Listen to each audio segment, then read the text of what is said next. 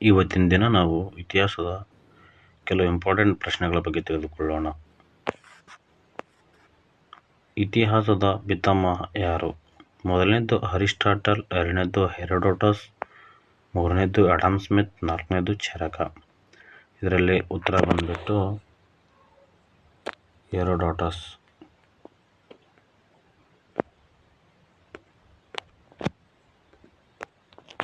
ಇದರೊಂದು ವಿವರಣೆಯನ್ನು ಮುಂದೆ ನೋಡ್ತಾ ಹೋಗೋಣ.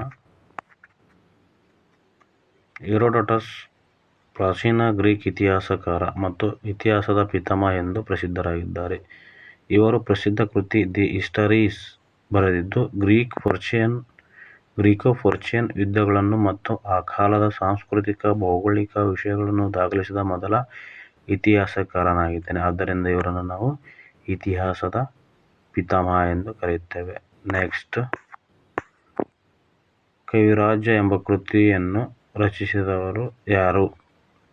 ಮೊದಲನೇದು ಶ್ರೀವಿಜಯ, ಎರಡನೇದು ಬಾಣಭಟ್ಟ, ಮೂರನೇದು ಹಾಲರಾಜ, ನಾಲ್ಕನೇದು ಕೌಟಿಲ್ಯ. ಇದರಲ್ಲಿ ಉತ್ತರ ಬಂದ್ಬಿಟ್ಟು ಶ್ರೀವಿಜಯ. ಇದೊಂದು ವಿವರಣೆಯನ್ನು ಮುಂದೆ ನೋಡ್ತಾ ಹೋಗೋಣ. ಕವಿರಾಜ ಮಾರ್ಗ ಕನ್ನಡದಲ್ಲಿ ಇದುವರೆಗೆ ಲಭ್ಯವಾಗಿರುವ ಗ್ರಂಥಗಳಲ್ಲಿ ಅತ್ಯಂತ ಪ್ರಾಚೀನವಾದದ್ದು. ಇದು ಪಂಪ ಪೂರ್ವ ಯುಗದಲ್ಲಿ ರಚಿತವಾದದ್ದು. ಇದೊಂದು ಅಲಂಕಾರಿಕ ಲಕ್ಷಣ ಗ್ರಂಥ. ಇದನ್ನು ಕ್ರಿಸ್ತಶಕ 850 ಆಸುಪಾಸಿನಲ್ಲಿ ರಚಿಸಲಾಗಿದೆ. ಕರ್ತೃ ಶ್ರೀ ವಿಜಯನೆಂಬುದು ಬಹುತೇಕ ವಿದ್ವಾಂಸರ ಮತವಾಗಿದೆ. ಗ್ರಂಥದ ಮೊದಲಿಗೆ ಅಮೋಘ ವರ್ಷ ನೃಪತುಂಗ ದೊರೆಯ ಹೆಸರು ಬಂದಿರುವುದರಿಂದ ಇದನ್ನು ಆತನ ಆಳ್ವಿಕೆಯ ಅವಧಿಯಲ್ಲೇ ರಚಿಸಿದ್ದಿರಬಹುದೆಂದು ಊಹೆ ಪಡಲಾಗಿದೆ. ನೆಕ್ಸ್ಟ್, ಮೌರ್ಯ ಸಾಮ್ರಾಜ್ಯದ ರಾಜಧಾನಿ ಈ ಕೆಳಗಿನವುಗಳಲ್ಲಿ ಯಾವುದು? ಒಂದನೇದು ಪಾಟಲಿಪುತ್ರ, ಎರಡನೇದು ಸುವರ್ಣಗಿರಿ, ಮೂರನೇದು ನಳಂದ, ನಾಲ್ಕನೇದು ತಕ್ಷಶಿಲಾ. ಇದರಲ್ಲಿ ಉತ್ತರ ಬಂದ್ಬಿಟ್ಟು ಪಾಟಲಿಪುತ್ರ. ಇದರ ವಿವರಣೆಯನ್ನು ಮುಂದೆ ನೋಡೋಣ. ಮೌರ್ಯ ಸಾಮ್ರಾಜ್ಯದ ರಾಜಧಾನಿ ಪಾಟಲಿಪುತ್ರ, ಇಂದಿನ ಬಿಹಾರದ ಪಾಟ್ನಾ. ಇದು ಗಂಗಾ ಮತ್ತು ಸೋನ್ ನದಿಗಳ ಸಂಗಮದಲ್ಲಿದ್ದು ಪ್ರಮುಖ ರಾಜಕೀಯ, ಆರ್ಥಿಕ ಮತ್ತು ಸಾಂಸ್ಕೃತಿಕ ಕೇಂದ್ರವಾಗಿತ್ತು. ಚಂದ್ರಗುಪ್ತ ಮೌರ್ಯ ಮತ್ತು ಅಶೋಕನ ಆಳ್ವಿಕೆಯಲ್ಲಿ ಇದು ಸಾಮ್ರಾಜ್ಯದ ಅಧಿಕೃತ ಆಡಳಿತ ಕೇಂದ್ರವಾಗಿ ವೈಭವದಿಂದ ಮೆರೆಯಿತು. ನೆಕ್ಸ್ಟ್, ಕಳಿಂಗ ಯುದ್ಧದ ಬಗ್ಗೆ ಮಾಹಿತಿ ನೀಡುವ ಶಾಸನ ಯಾವುದು? ಈ ಕೆಳಗಿನವುಗಳಲ್ಲಿ ಕಳಿಂಗ ಯುದ್ಧದ ಬಗ್ಗೆ ಮಾಹಿತಿ ನೀಡುವ ಶಾಸನ ಯಾವುದಂದರೆ, ಒಂದನೇದ್ದು ಮಸ್ಕಿ ಶಾಸನ, ಎರಡನೇದ್ದು ತಾಳಗುಂದ ಶಾಸನ, ಮೂರನೇದ್ದು 13ನೇ ಬಂಡೆಗಲ್ಲು ಶಾಸನ, ನಾಲ್ಕನೇದ್ದು 14ನೇ ಬಂಡೆಗಲ್ಲು ಶಾಸನ. ಇದರಲ್ಲಿ ಉತ್ತರ ಬಂದ್ಬಿಟ್ಟು ಮೂರನೇದ್ದು ಆಪ್ಷನ್ 13ನೇ ಬಂಡೆಗಲ್ಲು ಶಾಸನ. ಇದರ ವಿವರಣೆ ನೋಡೋಣ. ಇವಾಗ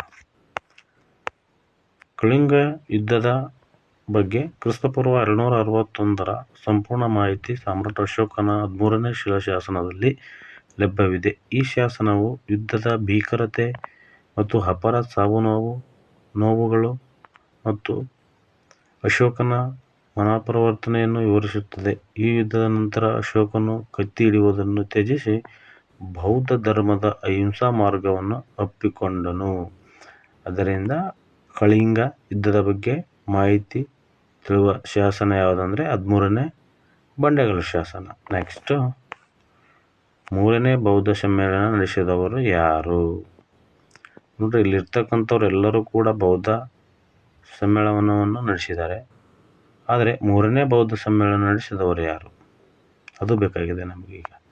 ಮೊದಲನೇದ್ದು ಕಾಲ ಅಶೋಕ, ಎರಡನೇದ್ದು ಅಜಾತಶತ್ರು, ಮೂರನೇದ್ದು ಸಾಮ್ರಾಟ್ ಅಶೋಕ, ನಾಲ್ಕನೇದ್ದು ಕನಿಷ್ಕ. ನೋಡಿ, 3ನೇ ಬೌದ್ಧ ಸಮ್ಮೇಳನ ನಡೆಸಿದವರು ಸಾಮ್ರಾಟ್ ಅಶೋಕ. ನೆಕ್ಸ್ಟ್, ಇದರ ವಿವರಣೆ ನೋಡೋಣ. ಇವಾಗ 3ನೇ ಬೌದ್ಧ ಸಮ್ಮೇಳನವು ಅಥವಾ ಬೌದ್ಧ ಪರಿಷತ್ ಕ್ರಿಸ್ತಪೂರ್ವ 250 ಸುಮಾರಿಗೆ ಪಾಟಲಿಪುತ್ರದಲ್ಲಿ, ಇಂದಿನ ಬಿಹಾರದ ಪಾಟ್ನಾ, ಮೌರ್ಯ ಚಕ್ರವರ್ತಿ ಅಶೋಕನ ಆಶ್ರಯದಲ್ಲಿ ಜರುಗಿತು. ಈ ಸಭೆಯು ಬೌದ್ಧ ಸಂಘದ ಶುದ್ಧೀಕರಣ, ಭಿಕ್ಷುಗಳ ಭ್ರಷ್ಟಾಚಾರ ನಿರ್ಮೂಲನೆ ಮತ್ತು ತ್ರಿಪಿಟಕಗಳ ಅಂತಿಮ ಸಂಕಲನಕ್ಕೆ ಕಾರಣವಾಯಿತು. ಮೂರನೇ ಬೌದ್ಧ ಸಮ್ಮೇಳನದ ಪ್ರಮುಖಾಂಶಗಳು ನೋಡ್ರಿ, ಎಲ್ಲಿ ನಡೀತಪ್ಪ ಅಂದ್ರೆ ಇದು ಪಾಟಲಿಪುತ್ರದಲ್ಲಿ ನಡೆಯಿತು. ಅಧ್ಯಕ್ಷತೆ ಯಾರು ವಹಿಸಿದ್ರಪ್ಪ ಅಂದರೆ ಮೊಗ್ಗಲಿಪುತ್ರ ತಿಸ್ಸ. ಆಶ್ರಯ ಯಾರು ನೀಡಿದಾರಪ್ಪ ಅಂದ್ರೆ ಇದಕ್ಕೆ ಸಾಮ್ರಾಟ್ ಅಶೋಕ ಚಕ್ರವರ್ತಿ ನೀಡಿದನು.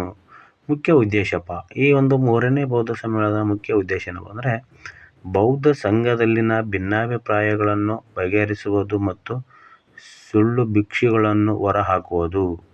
ಇದೊಂದು ಸಾಧನೆ ಏನಪ್ಪ. ತ್ರಿಪಿಟಕಗಳಲ್ಲಿ ಮೂರನೆಯದಾದ ಅಭಿಧಮ್ಮ ಪಿಟಕವನ್ನು ಇಲ್ಲಿ ಸಂಕಲಿಸಲಾಯಿತು. ಪರಿಣಾಮ ಏನಾಯಿತು? ಸ್ಥಿರವಾದ ಬೌದ್ಧ ಸಂಪ್ರದಾಯವನ್ನು ಬಲಪಡಿಸಲಾಯಿತು. ಅಶೋಕನು ಧರ್ಮ ಪ್ರಚಾರಕ್ಕಾಗಿ ವಿವಿಧ ದೇಶಗಳಿಗೆ ಶ್ರೀಲಂಕಾ ಸೇರಿದಂತೆ ಬೌದ್ಧ ಮಿಷನರಿಗಳನ್ನು ಕಳುಹಿಸಿದನು. ಧನ್ಯವಾದಗಳು. Thank you.